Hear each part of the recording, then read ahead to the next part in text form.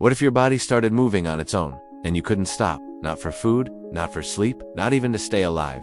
This isn't a horror movie plot. It's a real event from history, a time when hundreds of people in one European town literally danced themselves to death. Welcome to Strasbourg, 1518, and the story of a summer that no one would ever forget. It all began quietly. One woman, known as Frau Trafia, stepped out of her home and into the street. She started to dance. There was no music, no festival, just a wild, uncontrolled rhythm that seemed to possess her entire being. Hours turned into a full day. She didn't stop.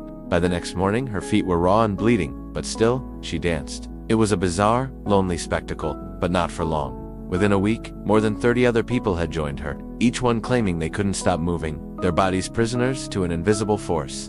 The townspeople whispered in fear.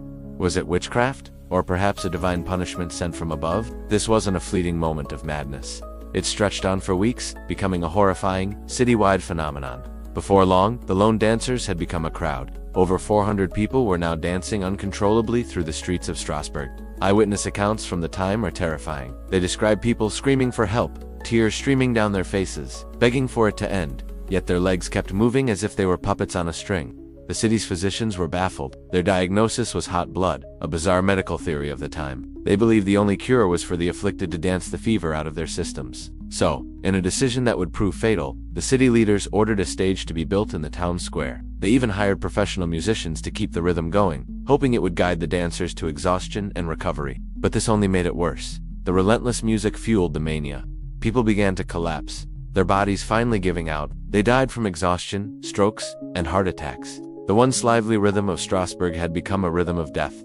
For centuries, the question has remained: why did this happen? Historians and scientists have debated countless theories. In the 1500s, many believed it was a curse from Saint Vitus, the patron saint of dancers and epileptics, sent to punish the sinful. A more modern psychological theory points to mass hysteria. Europe at the time was a cauldron of stress, famine, and disease. It's possible that the immense psychological pressure on the community simply boiled over, manifesting as a physical, contagious delusion. Another compelling scientific explanation is ergot poisoning.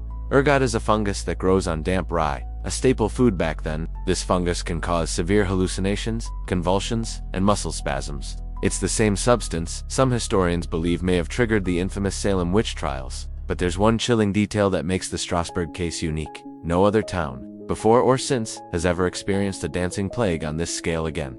As mysteriously as it began, the dancing finally stopped. When the last exhausted dancers collapsed, an eerie silence fell over the city. Hundreds were dead. The survivors, haunted by what they had witnessed and endured, refused to speak of it ever again, as if the memory itself carried the curse. The dancing plague of 1518 remains one of history's most baffling and haunting mysteries. It's a chilling reminder that sometimes, the scariest monsters aren't in legends, but are hidden deep within our own minds and bodies. What do you think really happened that night? If you found this story as fascinating as I did, please hit that like button and subscribe for more deep dives into the unknown.